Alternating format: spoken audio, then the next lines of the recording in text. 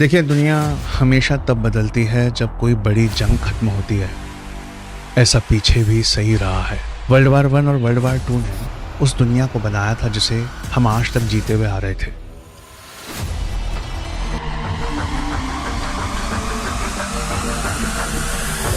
एक चचा ने बेख्याली में और इलिटरेसी में बड़ी जबरदस्त बात बोल दी थी कि 2026 में दुनिया खत्म हो जाएगी। अबे कान खोल के सुन ले, आज तक कहीं नहीं जा रहा मोदी।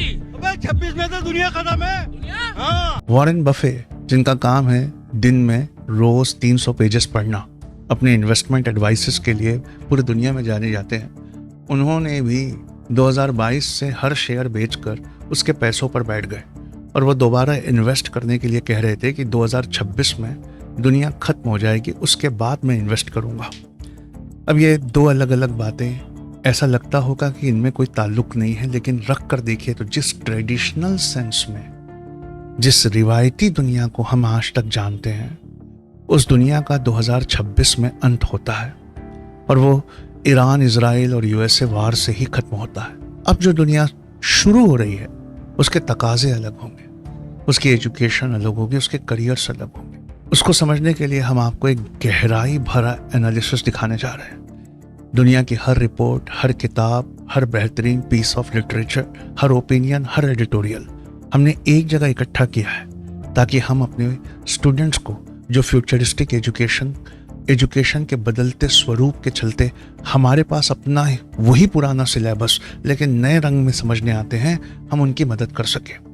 आपको भी अपने बच्चे को इस इंटरनेशनल प्रोग्राम में भेजना चाहिए जहां दुनिया के कोने कोने से बच्चे जूम पर वीकेंड्स में इकट्ठा होते हैं। देखिए, अब इस नई दुनिया में ट्रेडिशनल वारफेयर नहीं होगा, साइबर स्पेस में लड़ाइयाँ होंगी। साइबर स्पेस की ताकत ईरान ने ऐसी दिखाई कि FBI के डायरेक्टर के पर्सनल ईमेल में उनकी अपनी पर्सनल गंदी फोटोज और बहुत इंपॉर्टेंट ईमेल्स को उठाकर उन्होंने पूरी दुनिया में लीक कर दिया।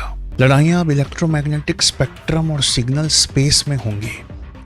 दुबई के ऊपर ऐसा इलेक्ट्रोमैग्नेटिक स्पेक्ट्रम का ईरान ने हमला किया कि ज़मीन पे चलने वाली कारें पानी में चलती दिख रही थी और पानी में चलने वाली शिप्स एक के पीछे एक चिपकी हुई ज़मीन पर दिख रही थी। लड़ाइयाँ अब सैटेलाइट्स में होंगी क्योंकि सैटेलाइट्स उन डेटा सेंटर्स को फीड करते हैं जो अल्गोरिदम्स के ज़रिए ये कैलकुलेट करते हैं कि हमारा जो कॉम्पिटिटर है उनका अगला मूव क्या होगा। आपको पता है ईरान ने कितनी बड़ी कामयाबी हासिल की है, जो कि देखने में बज़ाहिर कोई कामयाबी नहीं है, लेकिन इस तरह देखिए कि दुनिया के दो सबसे पावरफुल नेशंस जिनका काम था कटिंग एज वेपन्स बनाना, उन्हें अपने छोटे छोटे खिलौनों से ईरान ने हरा दिया है। मान लेते हैं अगर ये ड्रॉ भी हो तो कमज़ोर को हमेशा जीतने वाला माना जाएगा। लेकिन ये ऐसा उसने क्या अकेले किया है या रशिया चाइना ने पीछे से कोई मदद की है, इसके भी हिंट हम इस लेक्चर में देखेंगे। क्यों? क्योंकि रशिया को अपने यूक्रेन वार का बदला नाटो से लेना था और 2023 की रैंड रिपोर्ट, जिसमें यह कहा गया है कि अब किसी भी आलमी जंग में सबसे पहले इंसान नहीं मरेगा, सबसे पहले उसकी पावर ग्रिड, उसे नेस्तनाबूद डिस्ट्रॉय किया जाएगा, उसके सैटेलाइट नेटवर्क्स को उड़ाया जाएगा, उसके फाइनेंशियल सिस्टम को क्रिपल किया जाएगा। लेकिन इसके बावजूद यूक्रेन में ये सब रशिया ने किया और ये सोच कर किया कि 3 दिन में मैं यूक्रेन की राजधानी कीव को अपने घुटने पर ला दूंगा। लेकिन फिर एंट्री होती है दुनिया के एक बड़े पावरफुल सिंगल प्राइवेट इंसान की। अब आप सोच रहे होंगे मैंने ऐसे कहा, क्यों कहा सिंगल प्राइवेट इंसान? जी हाँ, एलॉन मस्क और उसकी कंपनी स्टारलिंक, जिन्होंने एक दिन में वो किया जो पूरी फौजी टुकड़ी महीनों में नहीं कर सकती। लड़ाइयाँ अब ड्रोन्स के बीच में होंगी। लड़ाइयाँ अब वो लोग जीतेंगे जिनके पास ज़्यादा सिपाही हो, वो नहीं, जिनके पास ज़्यादा ड्रोन्स हो। तो ड्रोन्स को चलाने के लिए क्या चाहिए? कोऑर्डिनेट्स के लिए क्या चाहिए? डेटा को रिले करने के लिए क्या चाहिए? सैटेलाइट्स और एल्गोरिदम्स जो कैलकुलेट करके बताते हो कि दुश्मन का अगला मूव क्या होगा। Art of war soon Tzu की एक किताब है और अपने बच्चों को अच्छी किताबें पढ़ने की आदत डालिए, जैसा हम इस फ्यूचरिस्टिक एजुकेशन प्रोग्राम में करते हैं। उसमें उन्होंने क्या प्यारी बात लिखी है कि सबसे आला जंग वो है जिसे लड़ना ना पड़े और बिना लड़े वहाँ जीत मुमकिन हो जाए। ऐसी लड़ाइयाँ अब साइबर स्पेस में, सिग्नल इलेक्ट्रोमैग्नेटिक स्पेक्ट्रम की स्पेस में लड़ाइयाँ हो रही हैं। और छोटी कौम जिस पर 4 दशक से सैंक्शन लगा हुआ है, वो इस बात को इतना गहरा समझ रही है कि वो जीत के आ रही है।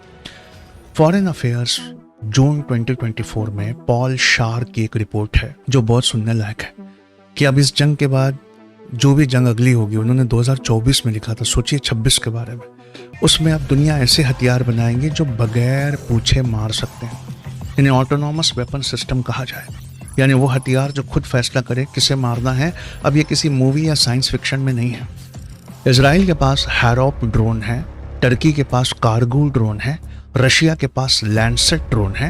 ये सब ऑलरेडी एग्जिस्ट करते हैं, लेकिन इनका जो डेटा फीड है, जो इन्हें डिसीजन लेने में मदद करता है, वो आता है डेटा सेंटर से।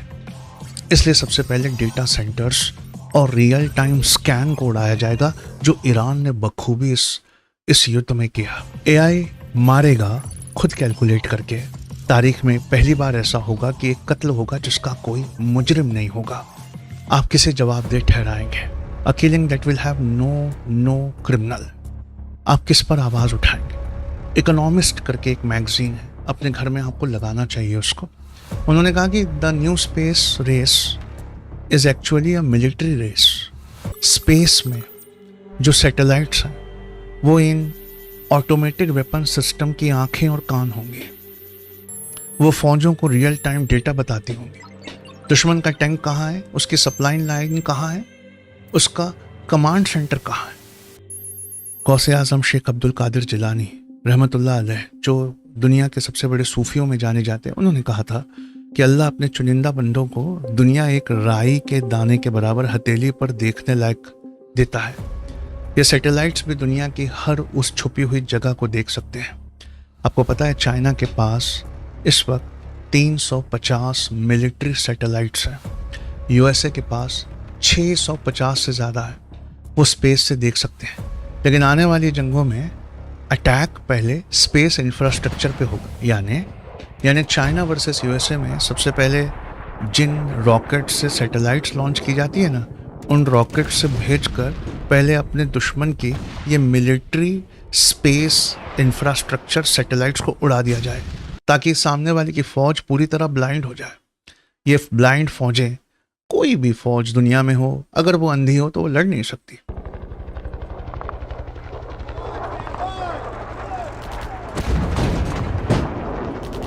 लेकिन यहां पर एक ऐसा किस्सा है जो आपको बदल के रख देगा। ईरान के इस हमले को समझने से पहले रशिया ईरान की क्यों मदद कर रहा है, उसको समझने की जरूरत है। फरवरी 24, 2022, आज से 4 साल पहले रशिया ने यूक्रेन पे हमला किया।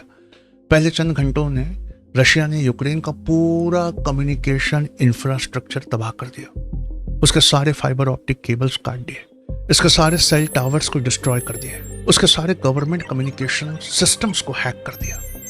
यूक्रेन की फौज अंधी और गुंगी हो गई। कमांडर अपने सिपाहियों से बात नहीं कर सकते थे, सिपाही एक दूसरे से कोऑर्डिनेट नहीं कर सकते थे, ड्रोन कंट्रोल नहीं हो सकते थे, उन्हें पता नहीं था कि किस डेस्टिनेशन, किस कोऑर्डिनेशन पर जाकर हमला करना है। आर्टिलरी का गाइडेंस नहीं था।